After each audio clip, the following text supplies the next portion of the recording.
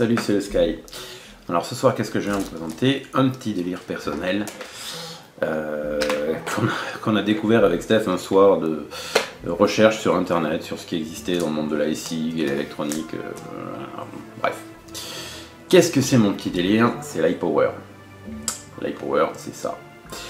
C'est quoi? C'est une batterie de secours avec des ports USB qu'on emmène en campagne, qui contient plein de petites milliampères, qui sort du 5 volts. Et ça permet notamment, par exemple, de charger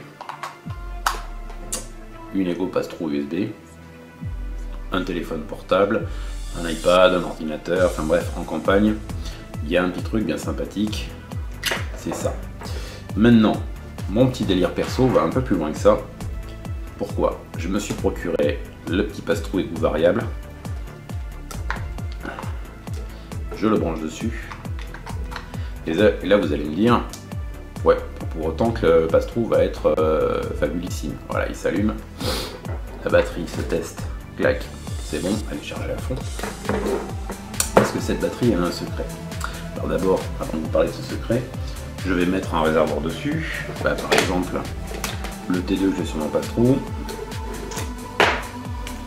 On va faire le test, hop.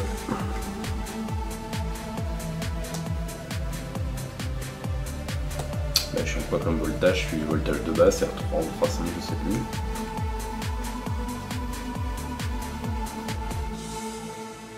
C'est pas mal, mais un peu mou du genou. L'avantage de ce petit pass-through, c'est hop, je viens de grimper de 0,5 volts.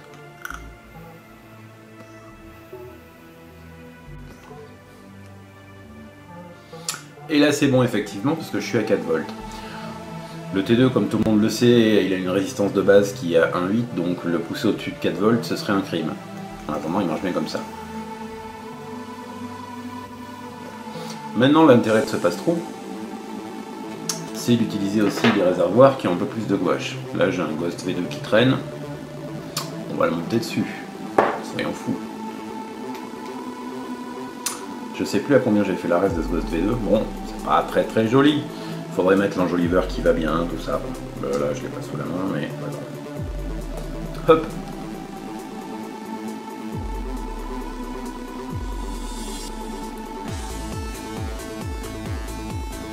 Voltage de base, il est un peu anémique. Du coup, je le pousse.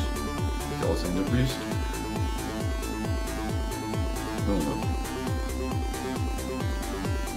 Commence à être bien bon. Ouais, je vais le pousser à 4,5. Là, en rouge, on est à 4,5.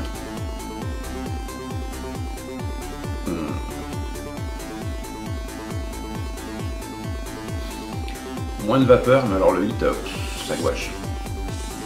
Voilà, c'était mon petit délire rapide du soir. Oui, et je vous ai pas donné le secret de cette batterie. Cette batterie, contrairement à la plupart des choses qu'on peut trouver sur le marché, son secret c'est quoi? Alors je sais pas si la caméra va vous permettre de le lire de près, on va essayer. Voilà les caractéristiques de la bestiole. C'est qu'elle sort effectivement 5 volts, mais sur 2 ampères. Et c'est ça toute la différence. Les batteries de ce type, en général, sortent ou du 0,5 ou du 1 au mieux. Pour un pass-through, en dessous de 2 ampères, une Ego est meilleure, quoi. Une Ego basique est meilleure. Ce pass-through, il envoie du 2 ampères, ce qui veut dire que quand vous rechargez un chose en USB, bah, ça va plus vite. Parce que le chose en USB, plus il peut prendre, plus il ira vite. Et avec ce petit pass-through là, si vous l'avez essayé sur votre ordinateur, ou si vous voulez l'acheter pour le mettre sur votre ordinateur, l'ordinateur il va sortir au mieux 0,5 ampères. Ce sera faiblard. Donc quand vous achetez ce petit pass-through là, l'idéal est d'avoir à côté un petit transfo, petit bloc mural, 5 volts, 2 ampères. Mais l'avantage avec ça, qui vaut 3 francs 6 sous, c'est que non seulement vous avez une grosse réserve d'énergie, là-dedans il y a plus de 10 000 ampères en réserve. Il y a 4 batteries 18650 de 1600 mAh. Donc en tout, il y a 2 fois 5800 mAh. On a donc dedans 11 600 mAh. Ça va, il y a de quoi recharger l'iPhone genre 6 fois, utiliser le pass-through à gogo, je veux dire vous partez dans le Sahara pendant une semaine. Avec ça, normalement, vous avez de l'autonomie, que ce soit pour votre matériel électronique ou pour votre SIG. Et là, dans ce cadre précis, bah voilà, ça permet d'avoir un passe-trou de secours quand toutes les autres batteries sont en panne, qui marche super bien là-dessus, parce que là-dessus, quand on envoie 5 volts dans son Atto SR de 5 Cisco, on a 2 ampères EQ, ça nous fait du 10 watts, c'est bon. Ce passe-trou là, il est fait de toute façon pour marcher au mieux à 2 ampères. S'il n'est pas à 2 ampères, la plupart des vapoteurs expérimentés que nous sommes vont trouver ça trop mou. Voilà, globalement c'est tout ce que j'avais à dire.